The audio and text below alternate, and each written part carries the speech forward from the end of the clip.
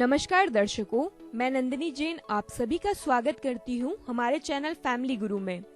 आज के इस खास एपिसोड में हम बात करेंगे 1 जुलाई से शुरू होने वाली अमरनाथ यात्रा के बारे में। अमरनाथ को हिंदू समाज का सबसे प्रमुख तीर्थ स्थल माना जाता है। अमरनाथ में बर्फ से प्राकृतिक शिवलिंग बनता है।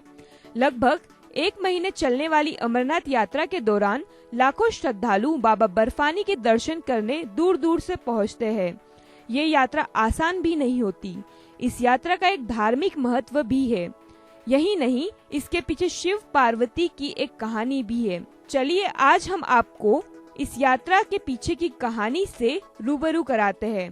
बताया जाता है कि भगवान शिव जब माता पार्वती को कथा सुनाने ले जा रहे थे, तब उन्होंने अमरनाथ गुफा से लगभग 96 किलोमीटर दूर स्थित पहलगाम में आराम किया था। उन्होंने अपने बेल नंदी को भी इसी जगह छोड़ा था, जिसके बाद उन्होंने छोटे छोटे नागों को अनंतनाग में छोड़ दिया था। इसी तरह कपाल के चंदन को चंदनबाड़ी में तथा पिसुओं को पिसु टापू पर तथा शेषनाग को शेषनाग पर छोड़ा था। अमरनाथ यात्रा के दौरान ये सभी स्थल रास्ते में आते हैं एवं इसके दर्शन करना किस्मत वालों को ही मिलता है। अमरनाथ यात्रा का महत्व जितना समझा जाए उतना कम है। अमरनाथ यात्रा को लेकर कई पौराणिक कथाएं भी है।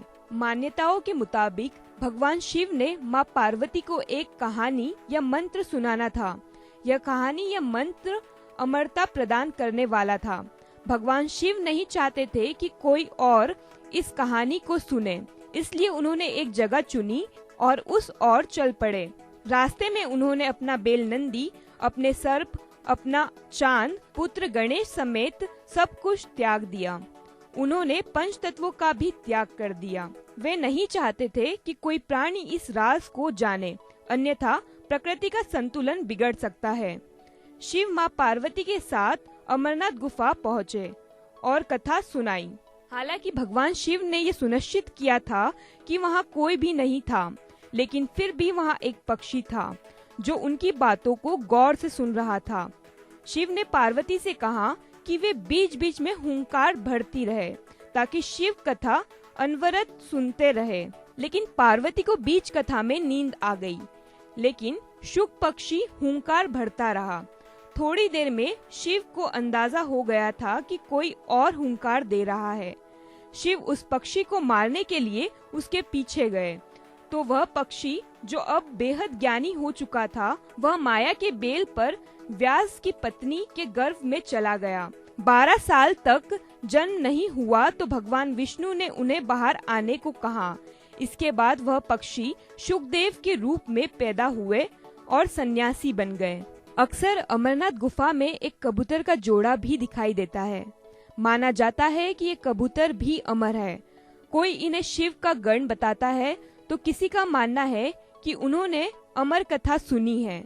हैरानी की बात यह है कि दूर दूर तक बर्फ और ठंड का मौसम होता है, कोई पशु पक्षी दिखाई नहीं देता, लेकिन ये जोड़ा वहाँ अक्सर होता है। हिंदू मान्यताओं के मुताबिक इस गुफा में आने वाले लोगों को मृत्यु का भय नहीं रहता और मोक्ष की प्राप्ति होती है। इसलिए दोस्तों, अगर आपको अपना जीवन सफल करना हो तो एक बार बाबा बर्फानी का दर्शन करने जरूर आए। साथ ही इसी तरह की रोचक कथाओं के लिए बने रहे हमारे चैनल फैमिली गुरु के साथ। धन्यवाद।